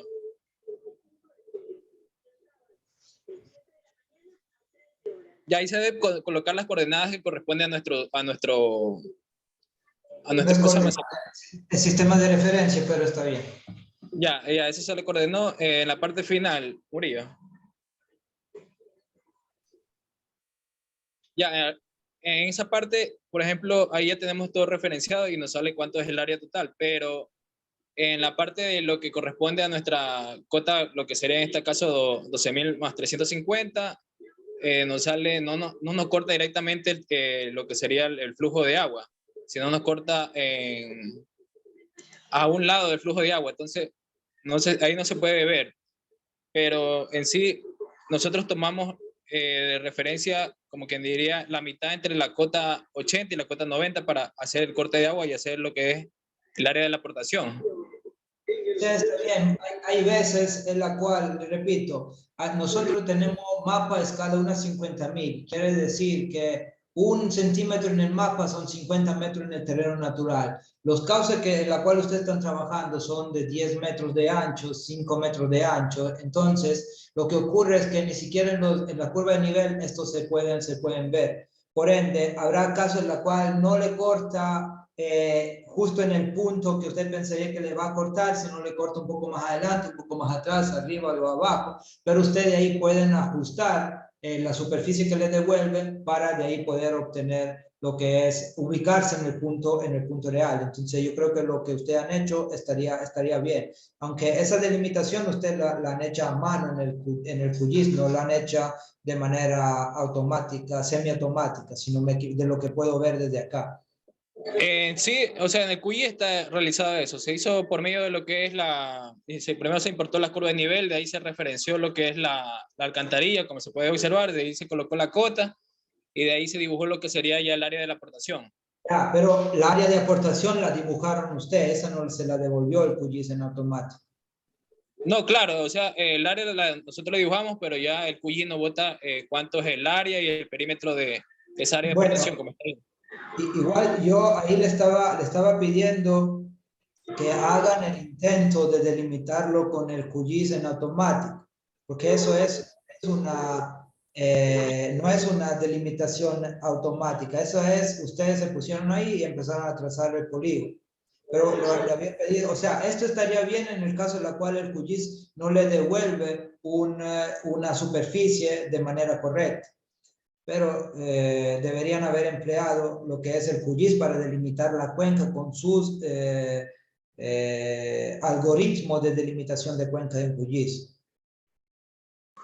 No le comprende, ingeniero. Por ejemplo, o sea, nosotros, bueno, en este caso se dibujó, o sea, directamente la cuenca, o sea, que el QGIS no tiene que volver la parte de la... No son usted que la tiene que dibujar, el QGIS que la tiene que hacer, porque si no, eso se le podía haber pedido que lo hagan en el AutoCAD o hasta a mano, si tenían que dibujarlo ustedes. Lo que se le estaba pidiendo es que mediante el uso del QGIS, con los algoritmos que tiene el QGIS, porque creo que le he compartido yo un video de cómo delimitar una cuenca en QGIS, usted hagan el intento de ver qué le devuelve el QGIS en este caso. Y en el caso que la cuenca no sea completa o haya algo que según su criterio no está bien, después modificar lo que le devolvió el QGIS. Pero aquí simplemente ustedes lo que hicieron fue construir la cuenca, delimitar la cuenca mediante un polígono hecho por ustedes a mano, vértice por vértice en el QGIS. Pero eso no era lo que le estaba pidiendo y por eso mismo que le envié un video, más que envié, le compartí en el Moodle un video sobre cómo delimitar una cuenca, si no me equivoco. ¿Está el video en el Moodle? Sí, ingeniero. Ya. Entonces, ojo con esto. No se confunda cuando se le pidan las cosas. Yo no digo que la delimitación que haya hecho está mal, pero no es la forma con la cual yo le pedí que delimite. Porque si no, a esta hora el señor Yoquilemo hubiera terminado hace una semana, porque hace una semana que me escribe que no le sale con la delimitación automática, le salen algunos problemas. Entonces yo le dije, mire, con esto que usted tiene, tendrá que agregar las áreas que según su criterio deberían aportar en la sección terminal. Y eso es probable que le vaya es un problema que le va a aparecer a todos, porque son dos alcantarillas y es un problema común. Pero usted ya va en el noveno, ya debemos de dejar de simplemente darle los datos ya para simplemente, ya corre el dato, ya tengo el resultado. Ya le tenemos que mostrar cuáles son los problemas reales que van a encontrar. Y de ahí ya tienen que ver también ustedes cómo resolver. Aquí ya tendrán a alguien para preguntarle cómo pueden hacerlo. De ahí, desde en un año, si todo le va bien, ya, porque hay que considerar que también tiene que hacer la tesis, ya no tendrán a quien preguntarle. El que le va a preguntar le va a cobrar. Aquí nadie le cobra para poderle decir qué es lo que tienen que hacer para resolver ese problema, porque todavía son estudiantes. Entonces, yo ya sabía desde el inicio que ese era el problema que le iba a aparecer, porque son los mismos problemas que yo tengo cuando voy a delimitar cuenca en esos sectores de área plana o semiplana. Entonces, hagan ojo con lo que están haciendo, porque la delimitación de la cuenca es mediante el uso de los algoritmos del QGIS. Y después ustedes tendrán que modificar. Si para usted algo está mal, tendrán que modificar a mano. De ahí la señorita Campos. Ingeniero, usted el video que nos envió en la plataforma para hacer delimitar la cuenca en el QGIS, no es necesario que sigamos los mismos pasos mientras usamos el programa si llegamos al resultado. O sea, yo le envié un video, como creo ya le habían dicho la semana pasada, con ese video usted guíase, úselo de guía, pero hay formas distintas de lograr el mismo resultado. Que aunque usted me llegue al resultado que le estoy pidiendo, cómo lo han logrado usando el QGIS, simplemente me lo explican ahí, no tiene que ser lo mismo paso. Yo le di un video de referencia para que sepan que sí existen video tutoriales para delimitar cuenca en QGIS, pero no es uno, hay cientos o miles de videos en cualquier idioma que le permiten QGIS delimitar una cuenca. ¿Le puedo proyectar el...? Sí. Mire. Ya. O sea, este de aquí es... Ay, es que no se ve muy bien. Nosotros, sí, ya se calculó el área y bueno, no sé, este de aquí es lo que nosotros hicimos. Lo que yo puedo ver aquí es así, me doy cuenta a cómo me muestra la imagen que esa sí está delimitada en el QGIS, porque todos los bordes le salen como unos cuadraditos. Si usted hace zoom se ve unos cuadraditos, no es una línea continua, son una serie de ángulos que se crean. Debería de ir obviamente analizar con todas curvas de nivel y curso de agua, pero eso parece una cuenca, no le puedo decir que sí, no. O sea, con las curvas de nivel no trabajamos, simplemente importamos el raster y luego ¿El raster desde dónde lo sacaron ustedes? de una página de la NASA. De una página de la NASA, pero le puedo Ajá. decir que muchas veces esos datos de la página de la NASA tiene como 20, 30, 40, hasta encontrado 50 metros de errores en elevación respecto a lo que me da el IGM. Hay que tener cuidado. Sí. Entonces, le repito, ustedes podrían comparar, y si me dicen, mire, ingeniero, nosotros hemos comparado los datos del IGM, me dan que el rango de cotas en este sector es de tanto. Y el rango de cota que me da la NASA es de tanto. Si coinciden, entonces yo le puedo decir, bueno, usen este raster, pero si no coinciden, es un problema. Porque, le repito, yo he hecho el ejercicio, he dado clase en maestría y le he mostrado a los muchachos de maestría que con los datos de la NASA y los datos, el modelo digital creado por las curvas de nivel del IGM, hemos tenido hasta 60 metros de diferencia de cota en el mismo punto. Y eso no puede ser posible. 60 está bien, 1 metro, 2 metros, pero 60 metros de diferencia de cota, eso va a ser, es una... Estoy en otro país casi. Entonces, eso no puede ser. Sí podrían utilizar estos datos que usted me indicó, pero lo tienen que comprobar que estén bien o que tienen el rango de cota que establece, que indica el IGM, porque ustedes cuando van a presentar un proyecto, no le van a decir, es que mire, yo saqué datos desde la NASA. Ya como le dicen así, le van a decir, mire, ¿sabe qué? Vaya, póngase en contacto con el IGM, tome su proyecto y regrese cuando tienen los datos del IGM. ¿Por qué? Porque los términos de referencia establecen que la fuente, y todas las normas también, establecen que la fuente oficial de datos topográficos del Ecuador es el IGM. La otra opción que tiene para no usar datos del IGM es hacer usted un levantamiento. Pero levantar toda una cuenca a veces es muy costoso. Entonces, es el IGM. Obviamente aquí no le voy a pedir que vayan a comprar los mapas donde el IGM, porque también el IGM podría venderle los mapas, pero usar por lo menos para comparar, en este caso, datos del IGM con datos con datos que ustedes sacaron de otra base de datos, eso sí deberían hacerlo para comprobar que realmente estamos bien o estamos mal con la cota. Es nada más medir un rango de elevación.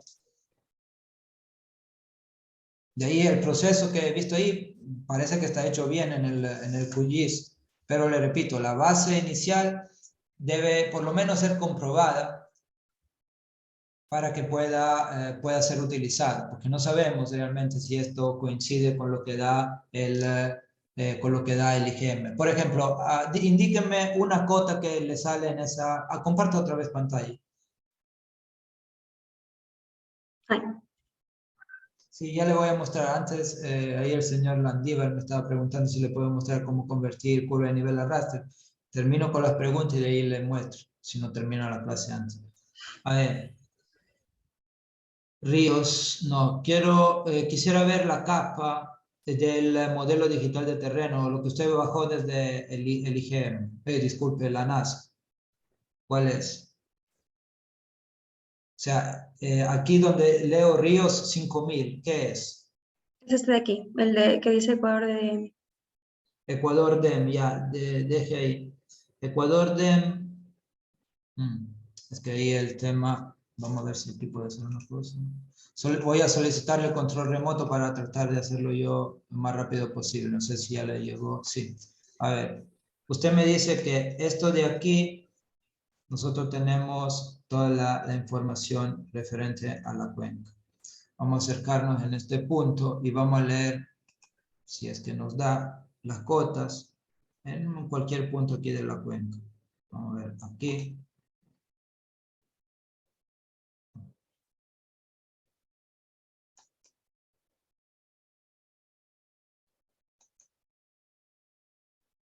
No, parece que no me muestra los valores, porque una cosa que se podría hacer es cortar solamente la cuenca, el DEM de la cuenca, y de ahí ver cuáles son la cota mínima y la cota máxima. Voy a tratar de hacerlo aquí de forma rápida. Raster, extracción, cortar raster por capa de máscara, Ecuador DEM por, ¿cómo se llama? Cuenca delimitada. No, la delimitada. Aquí pongamos esto, y lo voy a crear por el momento solamente como capa temporal. Ejecutar, ya, cerrar. Vamos a ver dónde lo ubicó. Cortar. A ver, tengo cota que van desde 0 a 76. Lo que sí quisiera ver, si me lo permite, es, vamos a sacar esto de aquí. Aquí debería aparecerme, no sé por qué, una ventanita del lado izquierdo o derecho, donde me muestra las cotas que yo tengo, que yo tendría en estos puntos, el rango de cuotas. Pero no aparece en este caso, había una ventanita con los resultados. Porque si, le repito, busque, si estas cotas coinciden con lo que reporta el IGM, bueno, no tiene que coincidir al centímetro, ya que coincide, que si el IGM decía que su punto de salida está a 50 metros, usted lo tiene a 52 o 49, está bien. pero si el IGM decía que tenía que estar a 40 y lo tiene a 70, ya ahí no es posible. Entonces también usted vaya a comparar si la red de drenaje coincide con lo que se puede ver desde el mapa satelital. Entonces voy a renunciar al derecho de control remoto. Y entonces de ahí, le repito, ¿puedo usar esto? Sí, pero me tiene que comprobar que realmente no hay un error muy elevado en la información topográfica, porque si no, no lo podemos usar. Esto es válido para todos. De ahí vamos a hacer, todavía tenemos 15 minutos. Voy a compartirle pantalla. Miren, yo aquí lo que tengo es, abrí el primer archivo que tenía disponible, son los mapas, es un mapa del IGM donde he cargado lo que son ríos, curva de nivel, ríos y curva de nivel. Y aquí yo ya tengo delimitada una cuenca en este punto de aquí. ¿Cómo ustedes pueden hacer para crear desde curva de nivel un modelo digital de terreno? Voy a apagar todo lo que no necesito. Entonces, río y este punto aquí. Dejo solamente la capa de curva de nivel. ¿Cómo se puede hacer este trabajo? Hay una función que se llama interpolación TIN interpolation, dependiendo del idioma en el cual ustedes tienen el QGIS. TIN interpolation. ¿Qué es una interpolación TIN? En sí es una triangulación que mediante las cotas que representan en cada punto de la curva de nivel crea una superficie. Entonces, y de ahí, de esta superficie, le devuelve un modelo digital de terreno, que es un rastro. Entonces, ¿cuál es la capa vectorial que yo tengo que usar? Son las curvas de nivel. Aquí en la curva de nivel, en las capas de curva de nivel que da el IGM, la cota está almacenada en un atributo que se llama CRV. Entonces tengo que seleccionar este atributo. Después de esto voy aquí y agrego información referente a qué vector voy a usar, cuál es el atributo que ya le indiqué, y también tendré que especificarlo el tipo de información vectorial que va a analizar. Digo esto, curva de nivel en la capa, CRV el atributo. ¿Qué tengo? Líneas continuas, entonces son líneas estructuradas. Le doy clic aquí y mantengo la interpolación de tipo lineal.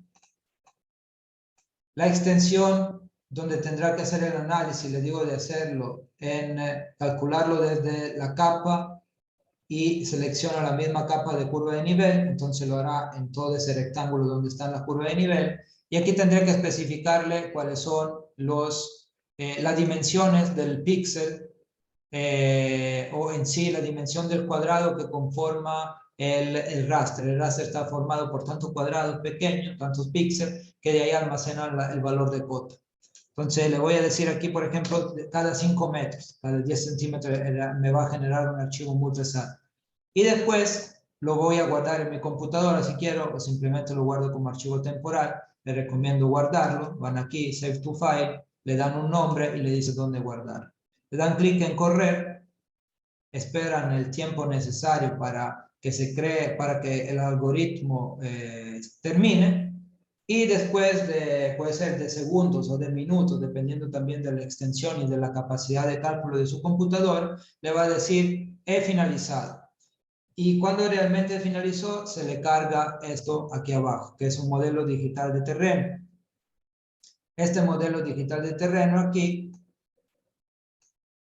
está creado a partir de las curvas de nivel. Yo ahora apago la curva de nivel y le voy a dar, por ejemplo, ¿dónde está?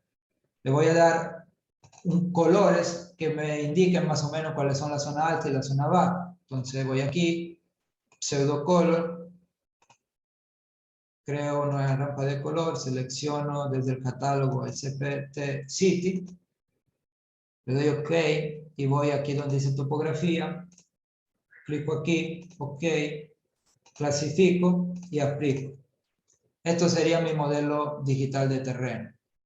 De esta forma me permite tener información continua desde un punto de vista de la topografía que construye a partir de estas curvas de nivel. También, bueno, el software le permitirá ver modelos digitales de terreno en 3 dimensiones. Hay una herramienta que se llama QGIS 3JS que le va a permitir cargar esta información y verla en tres dimensiones. Obviamente esto aquí, como es en la zona montañosa, se nota más, pero ustedes podrán aumentar o disminuir la exageración vertical para ver diferentes elevaciones. Aquí yo la tengo en 3, por eso que se ve así. Si la pongo en 1, eso se va a reducir todo el escala. Y eso también lo pueden usar para verificar si están haciendo bien o mal las cosas, simplemente a ojo. Que yo aquí le repito, tenía lo que es una cuenca delimitada ya, y esto también se podrá visualizar. Ahí donde le indiqué. Vamos a ver qué pasó. Aquí está. Hago la capa y voy a ver, mira, aquí me he equivocado, eso no tenía que tomarlo en cuenta, solamente llega hasta aquí, ejemplo. Pero en sí lo que ustedes querían ver era cómo hacer el raster a partir de la curva de nivel. Y eso así de esta forma se puede realizar. ¿Alguna duda? Una pregunta.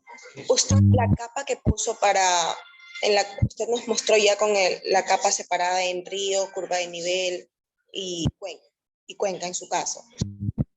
El formato en el que usted metió esta capa era formato vectorial. Es formato SHP, Shapefile. Y de ahí separó los. Ok, Sí. gracias. De ahí le repito, si ustedes están teniendo dificultad en conseguir el raster o realizar el raster, pueden guiarse hacer lo mismo que hizo su compañera, no me acuerdo ahora si me fue el apellido, la que me indicó hace unos minutos lo que habían hecho. Pero obviamente me deberán demostrar que la diferencia de cota no es excesiva, o sea que ustedes lo pueden emplear aunque haya un pequeño error en la cota, porque de ahí la topografía aparte la tiene, pero no pueden existir 20, 30, 10 metros de diferencia de cota. Pocos metros sí, pero muchos no. Y sí le hace falta lo que es el rastro.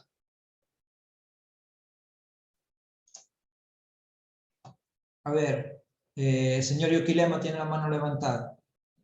Sí, ingeniero, una consulta. Ahí cuando hizo la interpolación, indicó que era línea estructurada. Y si uno lo dejó como línea, hay un error del modelo. Es que no hay línea.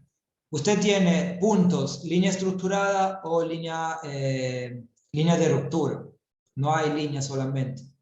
O sea, cuando yo lo hice modelo digital, lo dejé como línea, porque algunos tutoriales no explican detalladamente los No procesos. sé si ustedes cada estaban celda. por Guayaquil, pero hubo un temblor hace unos pocos segundos. Sí, hasta sí se siente ahorita. No nos faltó eso, pero bueno, ya para qué pasó. Ya, entonces podemos Sí. continuar. Se cayó la casa, entonces podemos continuar. Nos faltan 7 minutos todavía. A ver, me estaba diciendo, le repito, ahí había 3 opciones. Voy a regresar aquí mejor. Sí, o sea, es que yo una de las opciones tomé como línea, no lo dejé como línea estructurada, no sabía esa observación. Mire, yo no sé usted aquí qué le aparece, pero sale puntos, línea estructurada y línea de ruptura. ¿Aquí a usted qué le sale? Sí, o sea, las opciones me deben dar de esas líneas estructuradas, línea y puntos, sino que cuando yo lo ejecuté, lo dejé como línea. A eso me refiero. Si hay algún error con el modelo digital que después me bota el QGIS. Pero le estoy preguntando, ¿aquí qué seleccionó usted? No, es que eso le digo. En un tutorial yo vi que eso lo dejaban por default, o sea, no lo tocaban, solo me indicaban que... Es que no puede dejarlo por default porque por default le salen puntos. Bueno, entonces no sé cómo es que se creó ese modelo digital porque a la final yo no toqué esa opción de celda. O sea, esa opción no la toqué, no la moví. O sea, usted lo que hizo no fue sumar nada, o sea, simplemente dejarlo así en blanco. Claro, solamente metí las capas y nada más y de ahí me botó el modelo digital. Eso no sé si hay algún error en el No modelo sé, digital una vez por... no sabría, le voy a ser sincero, no sabría porque yo siempre lo hago ingresando esa información. Ahora no sé si va a haber algún inconveniente al respecto, porque yo siempre que he usado esto, le he dicho, usa curva de nivel, usa el CRV y de ahí le tengo que decir que esa curva de nivel que mismo son. O Sí, sea, esa capa que yo le estoy dando, ¿qué mismo es? Porque también la interpolación la podría hacer desde puntos. Pero si les devolvió el resultado, yo creo que ya tomó en cuenta correctamente los puntos. Igual puede intentar hacerlo nuevamente. La triangulación, como pueden ver, es rápida. Pero, sí, y yo por lo general lo hago así, ingresando también aquí la tipología de línea que está usando. ya, eso era mi consulta, que no sabía si... Ya creo que no estoy, bueno, no estaba compartiendo, pero era aquí. O sea, yo por lo general pongo línea estructurada, no lo dejo en blanco esta parte. Le ubico lo que tengo que poner. Listo. Entonces, no sé si tienen alguna duda, porque ya creo que es hora de la lista. Hacemos una cosa, que lo veo todavía no perdido porque sí saben lo que tienen que hacer, pero con un poco de problema. Le voy a mover la fecha de entrega el día de mañana. Lo tenía que entregar hoy, lo voy a dejar para mañana a la misma hora.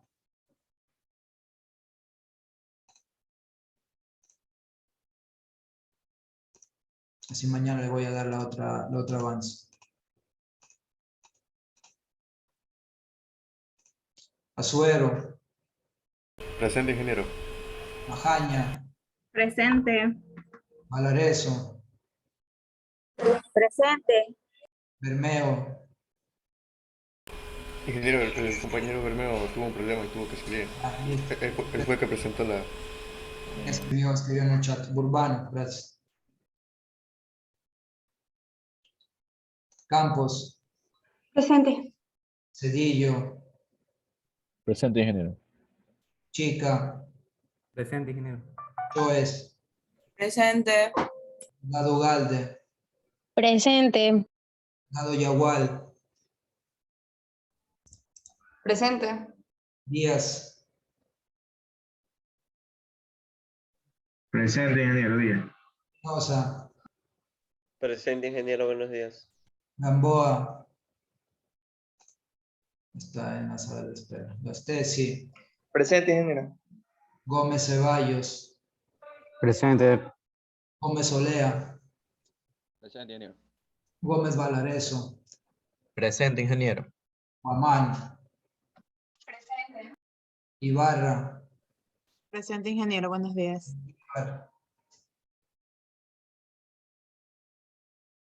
Andívar, Presente. Mosquera, Presente, ingeniero. Buenos días. Murillo, Presente. Paredes, Presente. Pazmiño,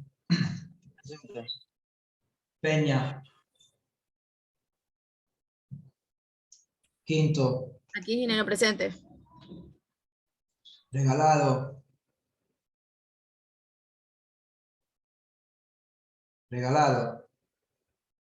Rivera, Presente, ingeniero. Presente, ingeniero. Romero, Presente. Sánchez, Sani, Presente, ingeniero. Santana, Presente. Guapanta, Presente. Villa, Presente. Villasís, Presente, ingeniero. Vite, Presente, ingeniero, buenos días. Yuquilema, Presente. Zambrano. Listo, entonces faltarían, aunque veo... Gamboa, presente, ingeniero. Sí, Gamboa, sí, lo puse en asistencia que está en la Borges. sala. Borges dice que está presente y estaba presente, no le había puesto falta. Al que sí faltarían, déjenme decirle quién falta y después si están aquí me contestan. Burbano, Peña, Sánchez, Zambrano. A ver, ¿quién me dijo presente? Borbano. Urbano, presente.